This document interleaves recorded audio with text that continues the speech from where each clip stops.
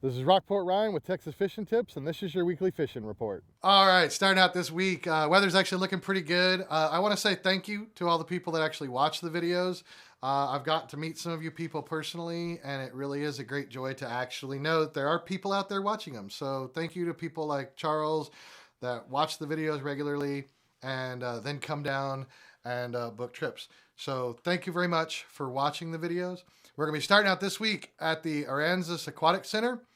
Coming out from there, as soon as you come out of that canal system, head over next to the ICW RV park. Right along in there and coming up the side of it, we managed to pick up some nice reds. That was going to be on topwaters. Then shooting straight across that channel marker, that little dip, if there's a grass ridge between the channel marker and the shoreline, if you want, you can park right on that grass ridge. Towards the shoreline is where we were finding reds with topwaters. Towards the ICW was where we were finding trout with paddle tails. So after you've been fishing there, if you come down around the end of that island, when you come up, come right down the center of that. It is still pretty shallow, so you have to watch out for some of the oysters. When you come around that island, stay close to that shoreline, and you will see a cut. Now, all of the wind that we're getting right now is coming from that south wind, and it's pushing along that island and causing a nice current right through the cut that's right there. Just anchor up right there and wait for the fish to come to you. Another place to come out with these winds that we're having and everything is to come out here from Sunray, working around these islands. Up on these flats and everything, you shouldn't encounter a whole lot of boat traffic. But when you get around those cuts, be aware that now as we move into like the warmer weather, you're going to have a lot more people out there on the boats. So working along these islands and up on this flat, we've been having some pretty good luck with catching reds, mostly on topwaters. If you do start getting a bit of a breeze and that chop starts choking out your topwater, then go into a paddle tail.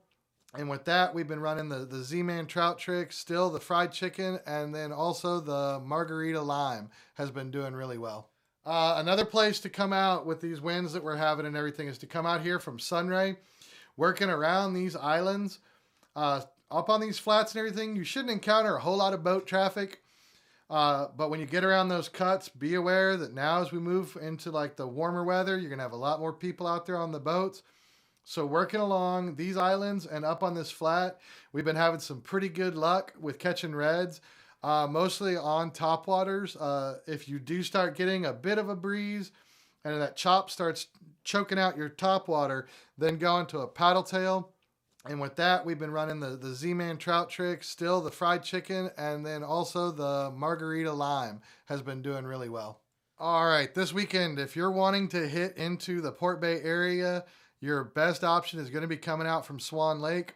Reason for that is at the Port Bay Hunting Club this weekend is the Texas Parks and Wildlife Women in the Wild.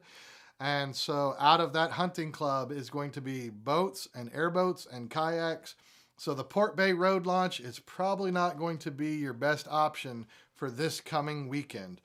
But you still can come around here to the Swan Lake launch. And if you want to come down this shoreline and hit over into that dip, that's going to be a little bit better of an approach than launching from the actual Port Bay Road launch. You still can come up from the launch around that point into these islands. There still are some reds that are hiding around in there, and there still are some trout along this outer shoreline. But again, this weekend, the Port Bay Road launch, I would kind of stay away from due to the amount of traffic that's going to be out there with the Texas Parks and Wildlife event. Another place that I would hit this weekend and the coming week would be launching from here over by Big Tree, coming around that point, back up into Cow Chip. When you get into Cow Chip, do go all the way to the back. The reds will either be all the way in the back or right around the mouth going into Mud Lake. Mud Lake's been kind of hit or miss. It is a mud lake for a reason. If you do get in there, do not get out and wade. You will sink up to your hip in the mud. But if you want, you can paddle through that canal. You might find some in that canal, but in the lake itself, like I said, it's been hit or miss. When we have found them, it's all been topwaters. The same back in the actual backside of Cowchip has all been topwaters. From there, if you want, you can head straight on across to Egg Point. And from Egg Point along that shoreline, we've actually been picking up some nice reds. When you've got that southeast wind, that leeward side shoreline has been producing some nice reds. This is Rockport Ryan. Thank you for watching.